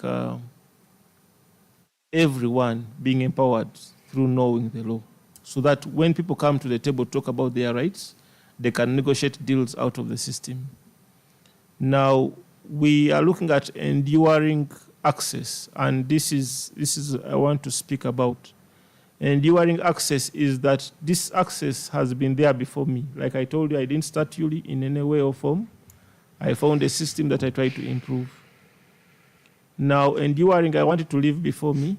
And the honest truth, what I want to see is a collaboration between different stake actors, because we are many who are doing law reporting. Everyone knows the other law reporters in terms of LDC, in terms of the Law Reform Commission, in terms of the First Parliamentary Council. Everyone has a role that they play in terms of law reporting. Whether it is drafting or publishing the law, we all have a role we play. But in order for the law to endure, we have to have a vision whereby all sectors under the law reporting department can collaborate for an enduring future. Now, because one, and this is what I told someone probably a year ago, that give me a system better than ULI and I'll come and work for you. You understand? It is because I've interfaced with the ULI system. I know how advanced it is. You get it? But I believe if all stakeholders come under one system, how we shall do it or what we shall negotiate for is up to us.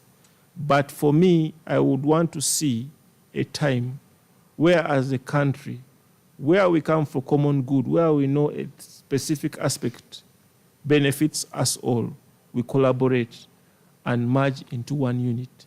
Because the honest truth, we are serving the same public. You get it? We cannot compete. And one thing I'll tell you that is so special about law reporting, there is no money in law reporting. So there's nothing to compete for. You understand? So the issue around it is that if we merge as different sectors to give the best product, we merge our heads and say, for you, what do you have? For you, what do you have?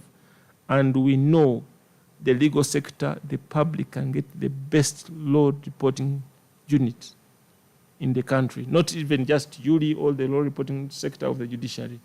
That would be the best. Now, that is a legacy I would want, if God gives me the time and I'm lucky enough to still be at ULI. That's what I would want to see. But even when I'm not at ULI, I want to see it happen. Because you never know, tomorrow I may be in Katakwi, the next day I may be in Kitgum. So I just want to see that collaboration. But also I want to speak about a culture we have. It's not that everything has to be, and I want to speak about this very carefully. I want us to look at the law as a public good. You understand? We shouldn't look at the law as a bottle of water, a tomato, or an onion. And a public good in terms of what it is able to do for the public, because these are the people we serve.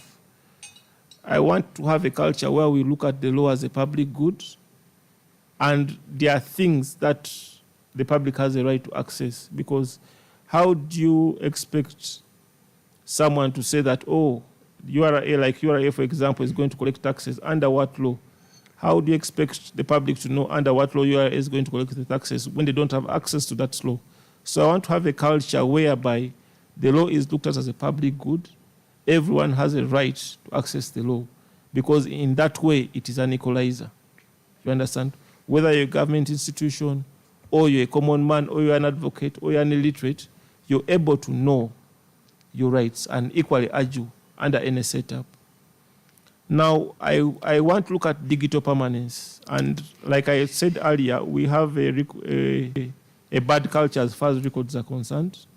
As long as I have finished looking at an authority or using a particular record, I can throw it away as I choose. Now, we have to develop a culture of digitizing our records. You understand? Sometimes you look at a decision and it's a piece of art. You understand? But someone scribbled across the words and you're like, what were these people thinking? And you've looked for these decisions in the deepest corner of the archives. You get it? And probably it is the only decision. You get it? So we have to develop that culture of permanence of our documents. And we can only do this through digitization. Now, we have to also have a culture to know that ULI, or products like ULI within the government, empower the public.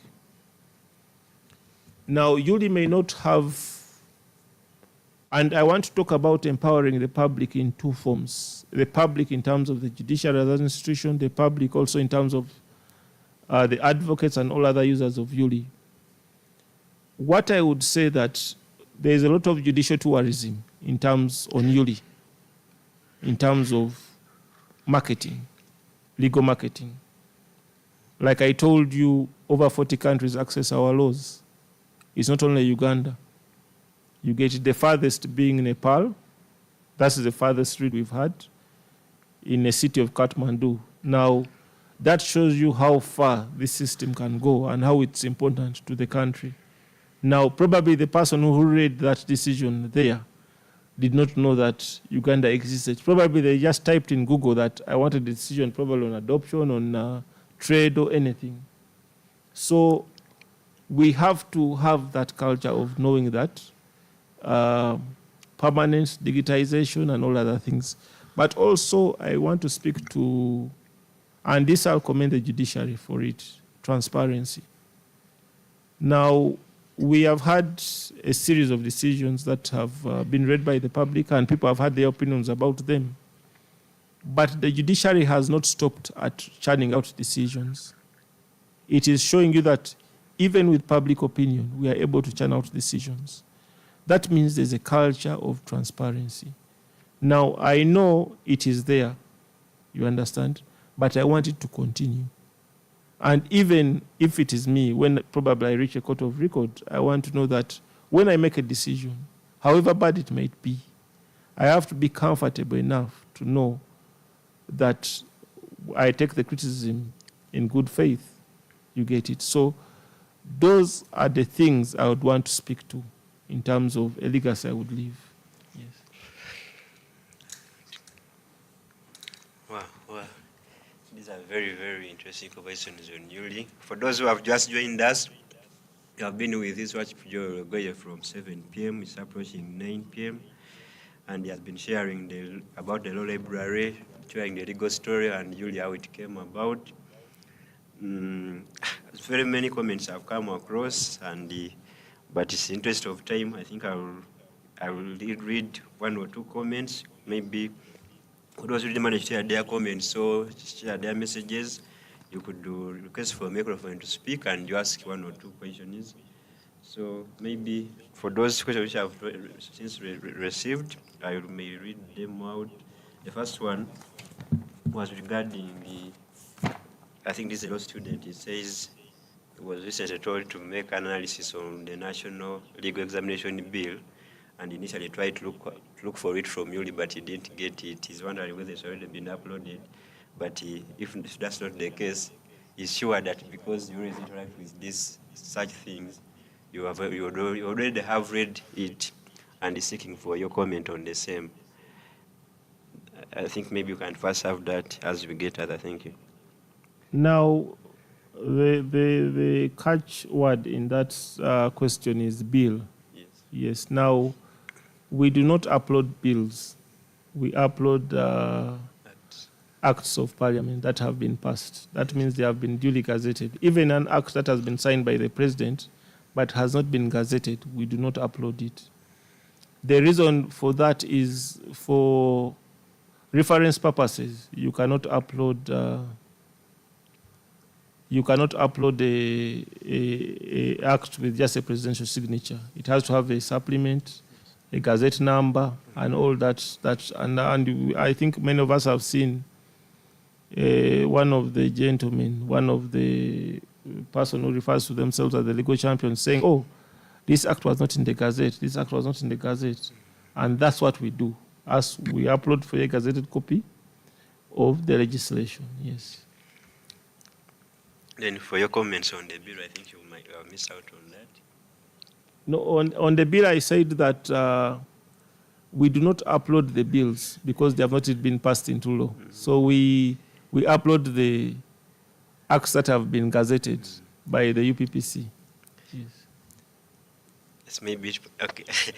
So maybe for answer the question, I think the student wanted since he was told to analyze the bill, wanted the document on the legal education, the removing the backwards entry. I think I think that was it. But you'll answer it together with this. I want, because someone is saying this is purely an interesting story regarding Yuli, and it would want to be part of the story. So he's wondering whether how we can get internship placement or class placements at the Digital Training Institute, or how we can join and contribute to Yuli, as a, not just to being the part of being the user, but also contributing to Yuli development. Thank you. In terms of, I'll start with the bill. Yes. The question on the bill. An important aspect of Yuli that you have to also look at is the legislative history.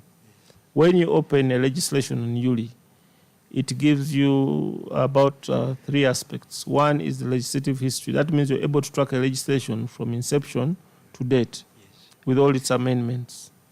Now, if you're looking at the bill he's talking about, I think he's talking about the national bar exam. Yes, yes. Now, there he'll be looking at things of reviewing the LDC Act. Now, he'll have to look at the legislative history of the LDC Act and all subsidiary legislation that have arisen out of it, but also in that assessment to see what the bill provides and the changes. Yes. But of course, the comparative analysis is looking at, may involve him looking at all other national bars in other countries and seeing what they have come up with. Now, in that, you can be able to access information concerning other legislations concerning the National Bar Associations on the African League website. That is where, when you search, you can be able to access information from all the leagues across the country. So you get information from Kenya, Tanzania, and all other leagues. But also the second question concerning how to get an internship placement at Yuli. I don't have the mandate concerning internship. All I know is that you apply to the registrar of the High Court, and a decision will be made on whether or not you can do internship at Yuli. Yes. Okay, one last.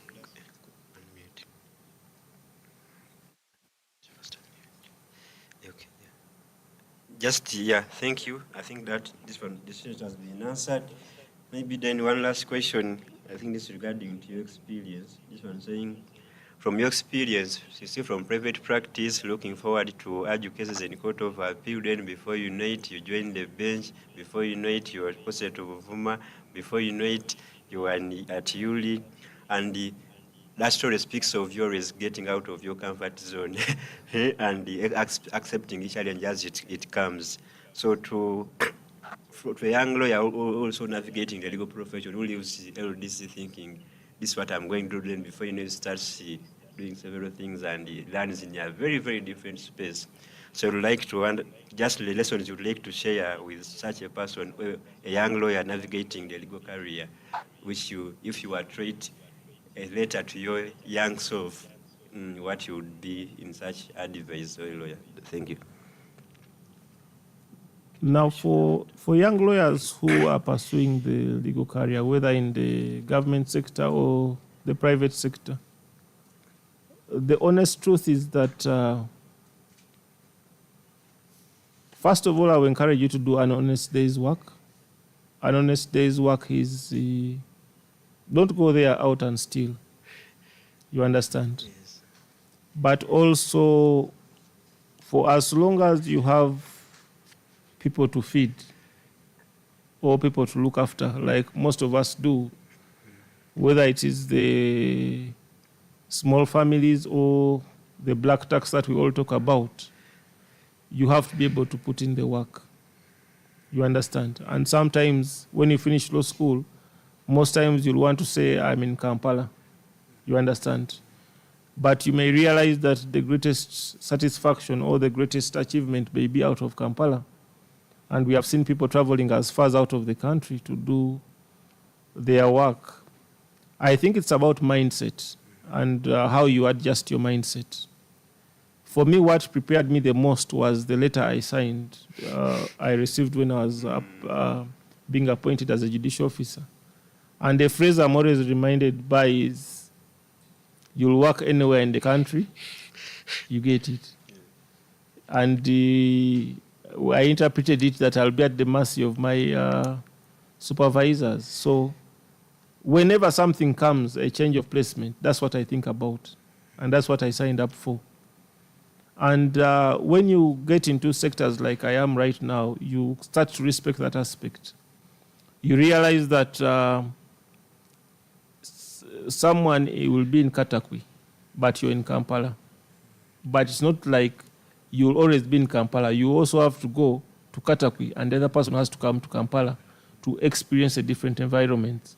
So you also have to know that we have colleagues, probably most of them we care about each other because we are close friends. So you have to know that when I'm replacing my colleague, it's not a punishment. My colleague is also coming to learn more and have an experience where I am. So it is more about saying, okay, it's an experience, it's a journey, and comes to an end. Yes. Well, that was very insightful. I will leave it. I'm sure Joy could be having some 1 or 2 questions before we come to a close. Thank you. Thank you for that. I think this was just banter. Somebody was saying, are there sessions for learning chess? we can add the word legal to it to just like make it legal, legal chess or something. Are there free lessons? So I think you've said you've offered training for Yuli and whoever wants to learn anything about that. So somebody was just like, they appreciated you for the time and for your submissions, but especially for the lessons, I think from the start where I asked you some of the things that you've picked out from your resilience and from being just picked and thrown there, and then you made sure that you swam. So they came in and they were really appreciative, and they say this is something they're going to have to learn. And they say that wherever it is they find themselves, they will definitely have to swim like you did. And then they came in and said, can you do some legal chess trainings? So, but I think I just wanted to add my voice to that and appreciate you. I think for me, it's the whole transformation of the work that you've done. And somebody else, the comments have been really about that. Somebody else had mentioned it. From the time that you came in and joined ULI, 2 years, you've doubled the number of cases that have been from 14,000 to 28,000. I think that's really, really good work. And the way you're projecting, and to see that we are serving 40 countries that you mentioned. I think that is really progressive, and I hope at some point we can be topping. Is it East Africa or Africa? I don't know, but thank you very much. And I think the other question that was coming in is what Alfred has asked, what it is. Maybe you could just expound on it for a young lawyer who is just getting in, parting shots, what it is you would say to them, since there's already somebody who said that you have motivated them. If there's anything that you would want to add on that, the ball is in your hands. Thank you, Your Worship. Now, for any young lawyer, and this is what I try to live by, no more than anyone. You understand? And not in a disrespectful way, but you have to be efficient in assisting your bosses do their work. Because for as long as your boss knows more than you, you're useless to them. So if you say like you're a researcher, and part of my job as Yuli is not only Yuli, I in a way support the research function. I have to know. No one will ever call me at Yuli and I tell them I do not know. I rather tell you, give me 5 minutes, and I get to know what it's about. But no more than anyone around you. That's how relevant you'll be. And I'm talking about a kind of person who comes from a humble background, because probably that's the only thing that will sell you. You understand? The only market you'll have is your head.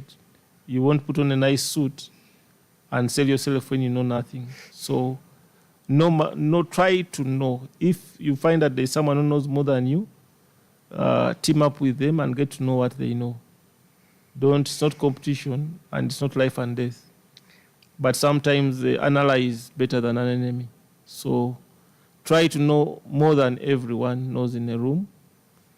What I do personally is I take in so much information, whether it's unnecessary or necessary. Then at the end of the day, I'll see which one is important. Because you never know when you have to discuss what happened on CNN or Al Jazeera, or what happened in the legal sector, or who is fighting who in the law society, or another thing. So you never know where a conversation will take you. So just get to know everything, and more than the person you're talking to. Yeah. Okay. you know, as they say, in Uganda. So, so when Israel started now with the no more than you, anyone and everything, I was like, I think that started with those things. And but this now caused that I think with the help of the lawyer, Elson Karuhanga, on behalf of the Justice Service Conversation and the lawyer's lawyer, I'm extending an invitation to Israel Fuegoye, this time to come back, not speak about Yuli, but speak to the young lawyers. I think there's a lot to share just with this, because it is really vital. But for those who are just joining us, we have been together with Israel Fuegoye since 7 p.m. It's already 9:10. As they usually say, the lines of Tamugulira in Uganda.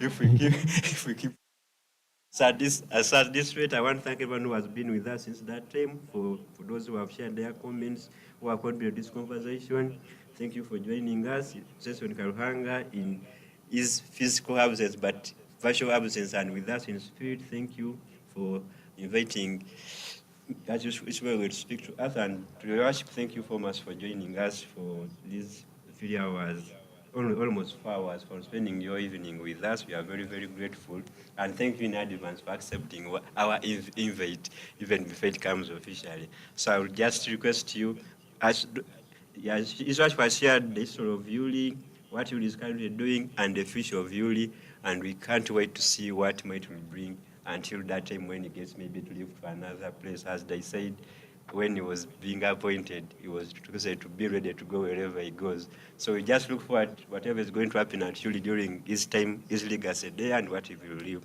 So in that regard, we just request you to just your parting shots in, I think, 4 or 5 minutes, or whatever time you would want to use. Yes, and we close with that. Thank you, Ash. I want to say thank you very much to the team here, led by Councillor Ellison. It is not that they needed me so much to be here. I'm sure there are 1,000 more people they would have called. But thank you very much for giving me this opportunity. One, to make people get to know about Yuli as a product of the judiciary. Because for me, as long as I have a minute to talk about Yuli, I will do it. For as long as I'm at Yuli, even after Yuli. But also